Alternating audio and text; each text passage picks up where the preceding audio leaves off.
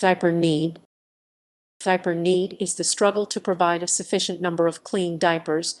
An adequate supply of diapers is a basic need for all infants, as necessary for health and well-being as food and shelter. Adults and older children experiencing incontinence may also suffer from diaper need if they or their caretakers cannot acquire an adequate supply. Economic issues. Diaper need for infants and toddlers is a widespread issue. 1 in 3 mothers in the U.S. struggle to afford diapers. A study of families in the U.S. and Canada reports that mothers have had to cut back on other necessities including food, utilities, and child care in order to cover the costs of diapers. U.S. government assistance.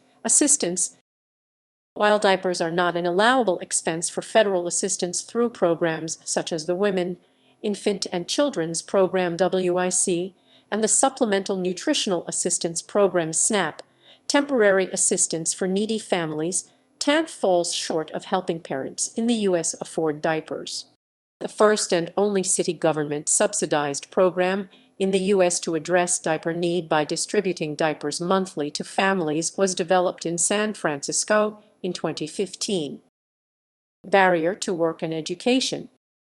Although some states provide working parents with child care subsidy, this does not include funds for diapers, which the majority of early child care programs require parents to provide in order for a child to attend. A mother who cannot afford diapers may be forced to keep her child out of the daycare program. Not having enough diapers to supply a child care provider may also create problems for mothers attending educational or training programs.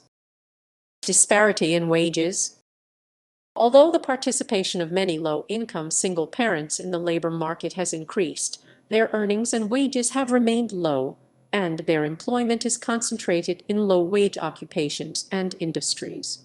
A single mother of 1 child working full-time and earning the federal minimum wage will spend over 6% of her gross salary on diapers. Increased costs for lower earners.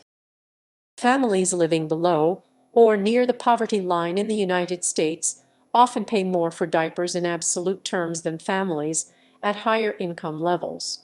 Less cash flow forces poor parents to purchase diapers in smaller quantities at higher prices per diaper.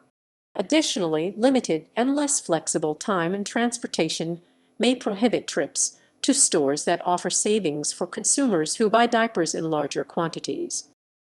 Health issues. Without an adequate supply of diapers, families may provide less frequent diaper changes in order to stretch out their diaper supplies. In a 2013 study commissioned by Feeding America, 48% of families report delay changing diapers and 32% of families report reusing diapers.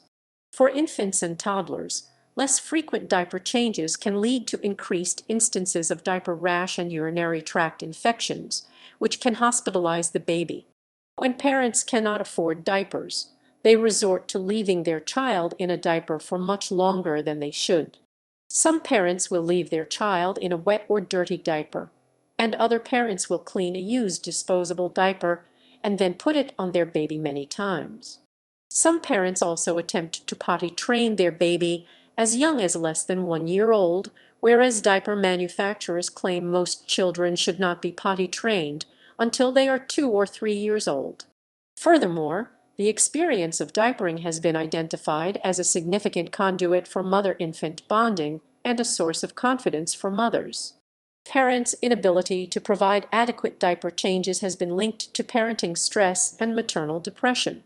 In households where parents experience high levels of stress and depression, children are at greater risk of social, emotional, and behavioral problems. Response.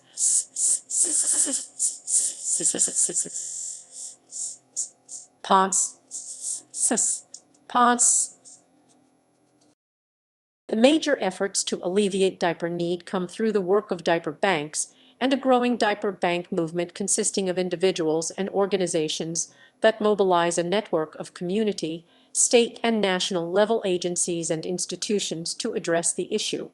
According to the National Diaper Bank Network, a nonprofit organization that helps other nonprofit organizations start diaper banks in their communities and has tracked the organized response to diaper needs since 2012.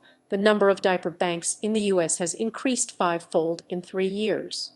Diaper drives are organized by diaper banks, other organizations, and individuals to collect diaper donations. Diaper banks also raise funds to purchase diapers and distribute free disposable and cloth diapers to families experiencing diaper need. Populations at risk. U.S. demographics. In the United States, there are over 5.5 million infants and toddlers in low-income families. Nearly half of them are living in poverty. Many of these families face multiple demographic and familial risks. Adults and older children.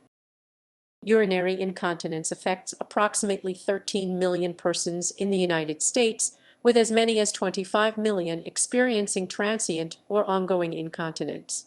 Most of these people are older adults, many of whom may be living on limited incomes with limited buying power once medical expenses are factored in.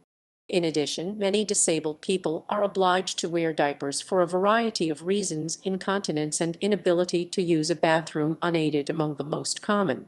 Often, people dealing with incontinence problems are among those who have the fewest resources. According to the Cornell University online resource for U.S. disability statistics, in 2009, an estimated 26.4% of the population between 21 and 64 with a disability had incomes below the poverty line.